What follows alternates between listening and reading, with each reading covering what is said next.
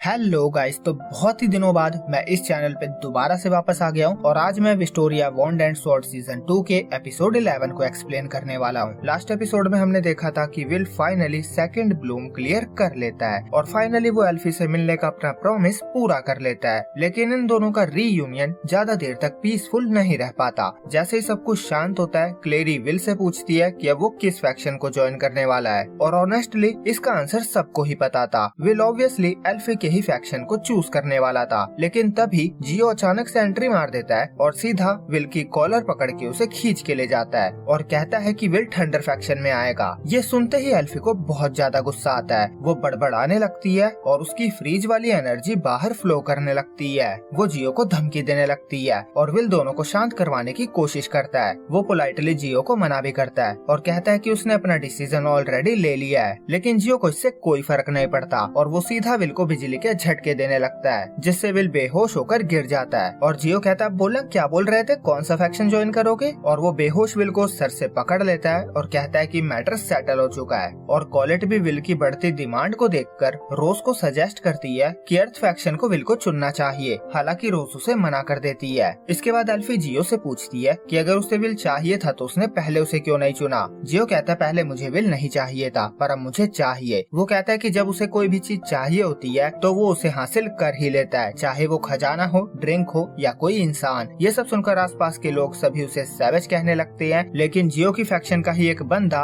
Guilford जियो की बात को जीनियस लॉजिक बताता है। एल्फी को ऑब्वियसली ये बात बिल्कुल भी पसंद नहीं आती। वो साफ साफ कह देती है कि वो किसी भी हालत में विल को किसी और के साथ नहीं जाने देगी और जो भी उसके रास्ते में आएगा वो उन सबको खत्म कर देगी। तभी जियो हंसते हुए कहता है, चलो एक चैलेंज लगा लेते हैं। वो कहता है, हम दोनों फाइट करते हैं और जो भी जीतेगा विल उसके फैक्शन में जाएगा। और एल्फी भी बिना सोचे फटाफट चैलेंज एक्सेप्ट कर लेती है। क्लेरी पूरी कोशिश करती है कि दोनों को रोका जा सके, क्योंकि दोनों ही मैगिया वेंडर है और अगर उन दोनों की फाइट हुई तो वहाँ का पूरा एरिया तबाह हो सकता है। लेकिन कैरियोट और एलेनोर को इससे कोई प्रॉब्लम नहीं होती। वो तो चाहते ही थे कि दोनों आपस में ही लड़ मरे। इसके बाद एल्फी विल को उठाकर सरीसा के हवाले करती है और लड़ने चली जाती है। अब दोनों ही मैगिया वेंडर एक दूसरे के सामने खड़े थे। एल्फी फाइट स्टार्ट करने का सिग्नल मांगती है, लेकिन जियो कहता है कि फाइट तो ऑलरेडी शुरू हो चुकी है। दूसरी तरफ जूलियस विल को उठाने की कोशिश कर रहा था, लेकिन तभी उसे अचानक से अपने पीछे से बहुत डेंजरस मैजिक फील होता है, जिसकी वजह से वो कुछ पल के लिए वहीं फ्रीज हो जाता है। और बैटल शुरू होते ही एल्फी अपना पावरफुल आइस स्पेल कास्ट करती है, लेकिन जियो अपनी टेरिफाइंग स्पीड का यूज करके पल भर में उसका अटैक डॉज करके उसके पीछे पहुंच जाता है और सीधा एक massive thunder hall attack launch कर देता है और पूरे बैटलफील्ड को लाइटनिंग कवर कर लेती है। सबको लगता है शायद फाइट यहीं पे खत्म हो गई है, लेकिन जब धुआं हटता है तो जियो खुद भी हैरान रह जाता है, क्योंकि आसपास एक नहीं बहुत सारी एल्फीज थी।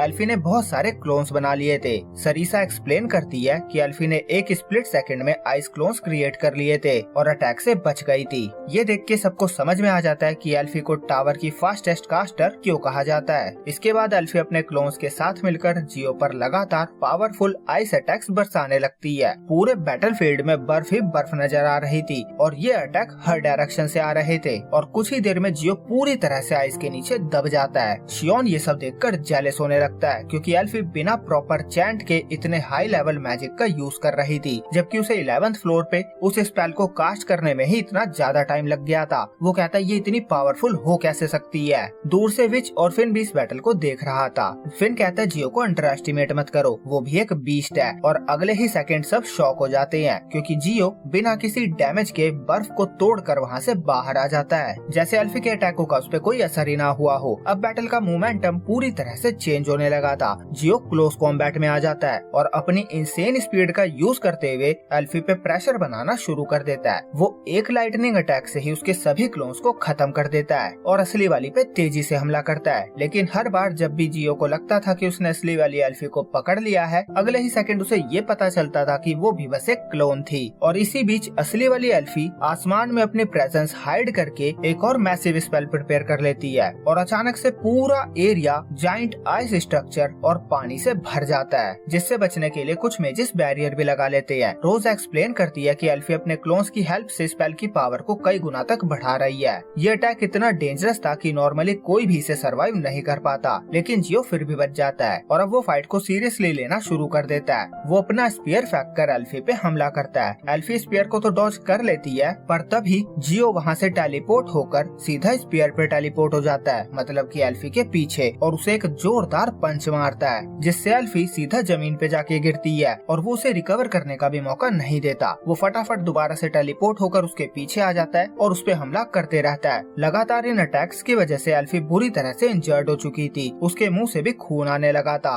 इसी बीच कॉलेट को रियलाइज होता है कि जियो ट्रेडिशनल मेज की तरह फाइट नहीं कर रहा था। वो पूछती है क्या वो भी लिहाना की तरह नाइट एन्चेंटर है। लिहाना कहती है नहीं, वो मेरे जैसा नहीं है, जहाँ तक मुझे दिख रहा है जियो मैजिकल एनर्जी रिलीज कर रहा है। गिलफोर्ड बताता है जियो सिर्फ मैजिक के भरोसे ही नहीं रहता। Normal mazes complicated spell use करते हैं, लेकिन जियो रॉ मैजिक एनर्जी को डायरेक्टली रिलीज करके मूवमेंट और अटैक में कन्वर्ट कर देता है और इस डेंजरस टेक्निक को वार्थ बोल्ट कहते हैं। लॉगवेल बताता है और इसी वजह से उसकी स्पीड ऑलमोस्ट इम्पॉसिबल लेवल तक पहुंच जाती है और बस एक यही चीज है जो एल्फी के स्पीडिंग कास्ट को भी आउटपेस कर सकती है। शियोन भी शॉक हो गया था। वो कहता है जियो दिखा रहा है कि वो क्यों एक मागिया वेंडर है और उसने कैसे वॉन्ड ऑफ थंडर के टाइटल को हासिल किया है। अब सिचुएशन काफी ज्यादा सीरियस होने लगी थी। विच टेंशन में फिन से पूछती है कि फाइट का विनर कौन होगा और फिन बिना हेजिटेशन के जियो का नाम लेता है। वो कहता है कि एल्फी एक जीनियस है जिसने 12 स्पेल अकेले ही क्रिएट किए थे, वो मैजिक में शानदार है, लेकिन जियो प्रैक्टिस का किंग है। वो डंजन क्लियर करने में 48th फ्लोर के साथ सेकंड लेवल पे है, वो बस एरोन से पीछे है। ये कहना गलत नहीं है कि जियो कॉम्बैट एक्सपीरियंस का मॉन्स्टर है और फिन के हिसाब से विल को जियो के अंडर ही ट्रेनिंग करनी चाहिए क्योंकि वो वहाँ ज्यादा स्ट्रॉन्ग बन सकता है। दूसरी तरफ बैटलफील्ड में कैरियोट कहता है अगर ये लॉन्ग रेंज बैटल होती तो एल्फी के जीतने के चांस होते, पर क्लोज रेंज कॉम्बैट में जियो ही जीतेगा। फिर हम एलेनोर को देखते हैं जो बहुत ही उदास लग रही थी। फिल्विस लीफिया से इसका कारण पूछती है। लीफिया बताती है क्योंकि आइस मैजिक कॉन्टेस्ट में एलेनोर एल्फी से हार गई थी, तो जितना वो एल्फी को जीतने से नफरत करती है उतना ही वो एल्फी को हारते हुए भी नहीं देखना चाहती। तभी एलेनोर चिल्लाकर कहती है तुम्हें बात करने को किसने कहा, चुप हो जाओ दोनों। इसी बीच बैटल में जियो ने एल्फी की हालत खराब कर दी थी, उसके सर और मुंह से खून आ रहा था। उसकी ऐसी हालत देखकर सरीसा और भी ज्यादा परेशान हो जाती है। दूसरी तरफ जूलियस विल को उल्टा पुल्टा कर पूरी तरह से जगाने की कोशिश कर रहा था। वो चिल्लाता है कि अकेला वही है जो एल्फी को मोटिवेट कर सकता है, उसे उठना ही होगा, और विल बेहोशी में भी एल्फी का नाम बोलने लगता है। और तभी बैटलफील्ड में एल्फी की नजर विल के उस गॉगल्स पे पड़ती है जो उसने कभी विल को दिए थे। ये देखते ही उसके अंदर दोबारा से लड़ने की हिम्मत आ जाती है और जियो को लग रहा था कि वो जीतने वाला है। वो एल्फी पे अपना फाइनल अटैक करके प्राइज लेने का प्लान कर रहा था, पर तभी अचानक से एक अटैक उस पे ही लॉन्च हो जाता है और वो अटैक उसके गाल को छू के जाता है जिससे उसका खून निकलने लगता है। ये देखकर सब हैरान हो जाते हैं क्योंकि अटैक तो जियो प्रिपेयर कर रहा था, पर उससे भी पहले एल्फी ने उस पे अटैक कर दिया था। और एल्फी कहती है तुम यहाँ से कुछ लेकर नहीं जाओगे, विल तुम्हारा नहीं है। जियो कहता है मैंने तुम्हें कभी इतने गुस्से में नहीं देखा, ऐसा क्या है जो तुम्हें मोटिवेट कर रहा है। एल्फी विल के चश्मे को टाइटली पकड़ के कहती है ये प्यार की ताकत है। वो याद करती है विल ने उसे बचाने के लिए अपनी जान तक जोखिम में डाल दी थी, वो उसके लिए कितनी मुश्किलें पार करके यहाँ तक आया है। उसने अपना वादा पूरा किया है और अब वादा पूरा करने की उसकी बारी है। और इन्हीं यादों के साथ उसके अंदर एक नई पावर भर जाती है। ये देखकर जियो भी एक्साइटेड हो जाता है और ये सब देखकर कॉलेट का दिल टूटने लगता है। लेकिन असली सरप्राइज अभी बाकी था। एल्फी अचानक से अपना सीक्रेट ट्रम्प कार्ड एक्टिवेट कर देती है, एक ऐसा ट्रैप जो वो शुरू से ही प्रिपेयर कर रही थी। जियो उस पे हमला करने आ रहा होता है, पर अगले ही पल उसके हाथ और पैर जमने लगते हैं। उसकी टेरिफाइंग स्पीड अचानक से यूजलेस हो गई थी। तभी एल्फी रिवील करती है कि उसने पहले जो लगातार आइस अटैक किए थे वो सिर्फ डैमेज के लिए नहीं थे, वो सीक्रेटली पूरे बैटलफील्ड में अपने ट्रैप के कोऑर्डिनेट सेट कर रही थी।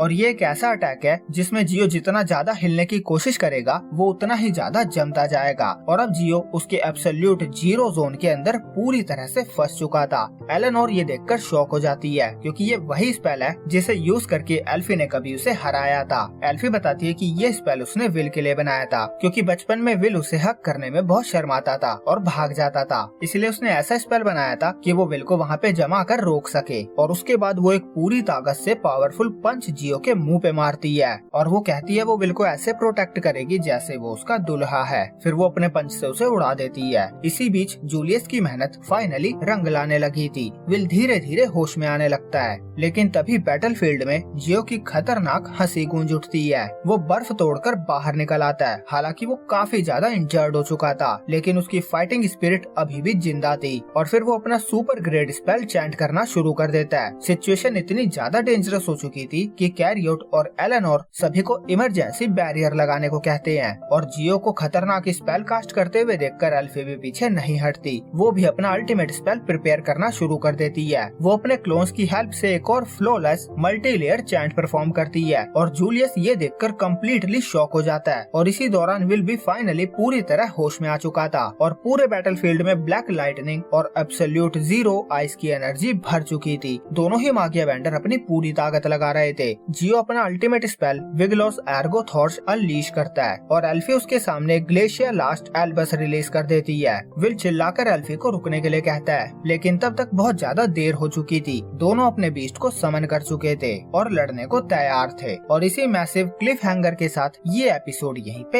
एंड होता है। तो गाइस, अगर आपको वीडियो अच्छी लगी हो तो प्लीज कमेंट कर देना, जिससे मैं अगले एपिसोड के लिए अभी से काम शुरू कर सकूं।